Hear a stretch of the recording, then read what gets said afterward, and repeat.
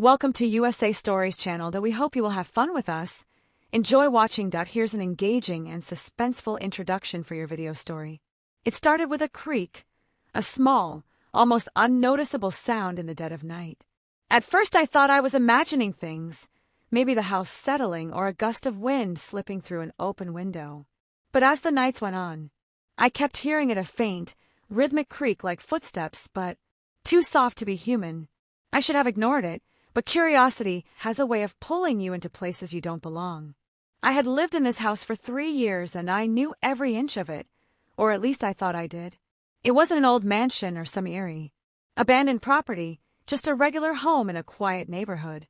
Nothing about it ever seemed strange until one night when I followed the sound and stumbled upon something I never expected. It was late, probably around 3 in the morning. The house was silent, except for the occasional hum of the refrigerator and the ticking of a clock in the hallway. I had been lying in bed, scrolling mindless on my phone when I heard it again, closer, this time a soft creak like weight shifting against wood. I sat up, heart pounding, and listened. The sound was coming from the wall near my closet. My mind immediately jumped to logical explanations, a rodent, maybe the pipes, or just my imagination running wild. But as I walked toward it, I felt something odd. The air was cooler in that spot, and when I placed my hand against the wall there was a slight vibration. That's when I noticed it, a seam. At first I thought it was just a crack in the paint, but as I traced it with my fingers, I realized it was more than that. It was a door, a hidden door perfectly blended into the wall. My stomach twisted in a mix of fear and excitement. How had I never noticed this before, and more importantly, what was behind it? I hesitated, my fingers hovering over the barely visible outline. Every horror movie I had ever seen screamed at me to turn back, to leave it alone, but something inside me wouldn't let go. I had to know. With shaky hands, I pressed along the edge, searching for a way to open it. Then, with a soft click, the door shifted slightly inward. My breath caught in my throat. The air that rushed out was stale, carrying a scent that was unfamiliar yet strangely familiar. At the same time I grabbed my phone and turned on the flashlight, the bright beam cutting through the darkness. The space beyond was narrow, a hidden passage I never knew existed. My heart pounded against my ribs as I stepped inside the wooden floor, groaning beneath my weight. And then I saw it, something that made my knees go weak and my eyes fill. With tears I had found something I was never supposed to see. The beam of my flashlight flickered slightly as I took a shaky step forward, my breath shallow. Before this story spirals even further, make sure to subscribe to my channel and turn on notifications for more. And when the story ends, don't forget to show your support through likes and comments. The space beyond the hidden door was narrow, like a forgotten corridor that had been sealed away for years. Dust as whirler in the air, catching the light in eerie floating specks. The walls were rough, unfinished wood, and the scent of something old and untouched filled my lungs. A chill ran down my spine. I wasn't sure what I had expected to find. Maybe an empty crawl space, forgotten storage, or even just a dead end. But what I saw made my stomach twist into knots. There in the dim glow of my flashlight was a small wooden chair. It was positioned against the far wall facing me, as if someone had been sitting there waiting. The wood was worn, the seat slightly concave from years of use. My fingers tightened around my phone as I swallowed hard. Beside the chair, stacked neatly against the wall, were several old boxes. They were covered in dust, the cardboard brittle and discolor. Something about them felt personal, like they weren't just random storage, but something deliberately hidden. I stepped closer, my fingers trembling as I reached for the top box. The tape had long since lost its stickiness, peeling away easily as I lifted the lid. Inside, there were papers yellowed with age, their edges curled, letters, photographs, and what looked like an old leather-bound notebook. I picked up a photo from the top of the pile. The black and white image was faded, but I could make out the faces of 3 people, a man and a woman. They were smiling, but something about their expressions unsettled me. I had never seen these people before, yet something about them felt oddly familiar. Flipping the photo over, I saw a date written in smudged ink. It was decades old. My heart pounded as I dug, further flipping through the letters. They were written in careful, flowing handwriting. But as I skimmed the words, my breath caught in my throat. The letters mentioned my house, descriptions of the very rooms I had lived in, small details. Only someone who had spent years here would know. But the strangest part, the letters were signed with a name. I recognized my last name. I felt a lump rise in my throat as I looked back at the chair, then at the hidden space around me. Whoever had written these letters, they had lived here, and they had wanted to keep something secret. But why and what had happened to them? I sat there for what felt like hours, surrounded by dust-covered memories that didn't belong to me, but somehow felt tied to my existence. The letters, the photographs, the forgotten chair. It all pointed to something buried deep within the walls of this house, something hidden for a reason. My fingers trembled as I picked up the old notebook, its leather cover cracked with age when I opened it. The first few pages were filled with neat, slanted handwriting. The name at the top sent a shiver through me. It was my grandfather's name. I had never met him. He had passed away long before I was born, and my family barely spoke about him. Whenever I had asked, my mother would get quiet, brushing off the subject as if it was too painful to discuss. But here in this forgotten space, his words were staring back at me. Flipping through the pages, I found notes about the house renovations, sketches of different rooms, and strange passages about keeping things as they were. There were mentions of someone only referred to as her. The way he wrote about her felt desperate, almost pleading, as if she had vanished or worse. My C***** T tightened as I turned another page and found something that made my blood run cold. A map, a rough sketch of the house, but with markings I didn't recognize, places I'd never noticed before. And then at the bottom of the page, a single sentence stood out, written with shaky, uneven strokes. "If you find this, don't look for her. Please let her rest." I gripped the notebook tighter, my mind racing. Who was she, and why had my grandfather been so afraid? The warning in my grandfather's notebook sent a chill through me, but I couldn't stop now. My fingers traced the map, following the unfamiliar markings. There was one in particular that stood out, a spot near the basement. My stomach tightened. I had been down there countless times, but nothing had ever seemed unusual. And yet the more I stared at the map, the more I felt something wasn't right. With the notebook clutched in my hand, I left the hidden room, my pulse racing. The house felt different, now heavier, as if I had disturbed something that had been resting for too long. Every floorboard creak made my heart jump. I made my way downstairs, the dim glow of my phone guiding me. As I reached the basement door, my hand hesitated on the knob. A deep, uneasy feeling settled in my C******T.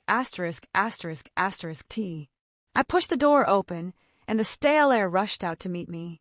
The basement was just as I had left it.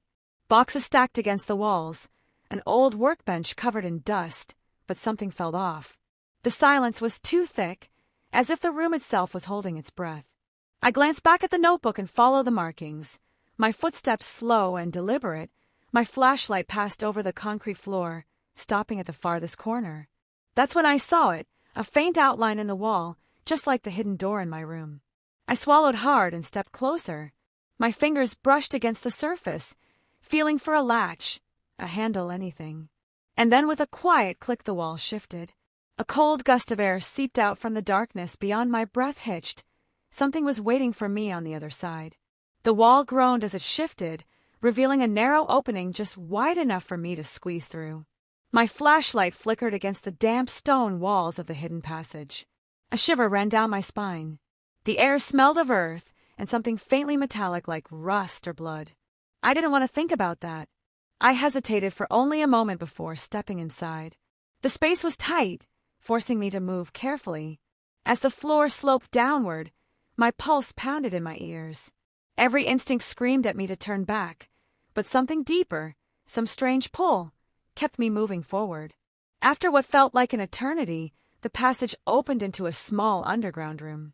The walls were lined with wooden beams, old and crumbling. At the center of the space sat a trunk large, heavy, covered in thick layers of dust. My hands trembled as I reached for the rusted latch. It resisted at first, then snapped open with a sharp crack that echoed in the stillness. I lifted the lid inside. Carefully wrapped in yellowed fabric were more photographs, old letters just like the ones I had found upstairs, but beneath them something else caught my eye. A delicate white dress folded neatly, its lace trim barely holding together. My breath hitched. It was small, meant for a child. A lump formed in my throat as I reached down and lifted a photograph from the bottom of the trunk. My fingers shook as I wiped away the dust. The image was faded, but I could still make out the details. A little girl, no older than 5, standing in front of my house, and she was wearing the same dress. My C***** T tightened as I flipped the photo over. Scrawled in shaky handwriting was a name, one I had never heard before, but beneath it a single sentence made my entire body go cold. She never left. I stumbled back, my breathing ragged. The walls felt like they were closing in. My grandfather had hidden this for a reason. He had begged whoever found his notebook not to look for her, but I had. And now I wasn't sure if I was alone down here. My breath came in short, panicked gasps as I clutched the photograph. My fingers numb. The words on the back echoed in my head. She never left. I didn't want to believe it, but deep down something told me this was no mistake. My grandfather had hidden this for a reason. He had been afraid, and now, standing in this forgotten underground room, I finally understood why a sudden sound made me freeze, a soft, rustling like fabric shifting. I whipped around my flashlight, shaking in my grip. The passage behind me was empty, but the air felt different, heavier, charged with something unseen. My instinct screamed at me to run, but my legs refused to move, and then I heard it, a whisper so faint. I almost thought I imagined it, but it was there, drifting through the still air. A child's voice, "You found me." My heart slammed against my ribs. I spun around my flashlight, sweeping wildly across the room. Empty, but the temperature had dropped. My breath came out in visible puffs, the chill sinking into my skin. Then something moved. The trunk, the old heavy trunk I had just opened. The lid creaked, shifting slightly. My mouth went dry as I stepped closer, every nerve in my body screaming to stop, but I couldn't. With a trembling hand I reached out, gripping the edge of the lid. Slowly I lifted it. The rest of the way the dress was still there, the letters, the photos, but beneath them something else, a small indentation, as if something had been curled up inside for a very long time. The air thickened, pressing against my C*******T. The whisper came again, closer now. "You found me." My flashlight flickered, and in that split-second kind of darkness I felt it, a presence, cold fingers brushing against my wrist, a breath that wasn't mine. I stumbled back, the flashlight clattering to the ground. The beam landed on the wall, on something I hadn't noticed before, scratched into the wood, barely visible through the dust, and time were 5 desperate words. I never wanted to leave a sob caught in my throat. I scrambled to my feet, my pulse hammering as I backed away. Whatever had happened here, whatever my grandfather had tried to bury, it wasn't just a memory. It was still here, and it had been waiting. My hands were shaking as I grabbed the flashlight, its weak beam flickering against the dust-covered walls, the scratches. The words felt like they were staring at me, begging me to understand. I never wanted to leave the weight of them pressed against my C******T. Who was she? What had happened to her? My grandfather had known, and for some reason he had tried to hide her story, to bury it deep beneath this house. The air around me was thick, charged with something unseen, something desperate. I forced myself to take a slow breath. Maybe she had been waiting not to harm me, but to be remembered, to be found with trembling hands. I knelt back down and gathered the letters, the photographs, every piece of her story that had been left behind. The dress, fragile and small, lay neatly folded, untouched by time. I hesitated before carefully placing it back in the trunk. "I'm sorry," I whispered, my voice barely audible in the stillness. I didn't know. For a long moment there was nothing but silence. Then the air shifted just slightly.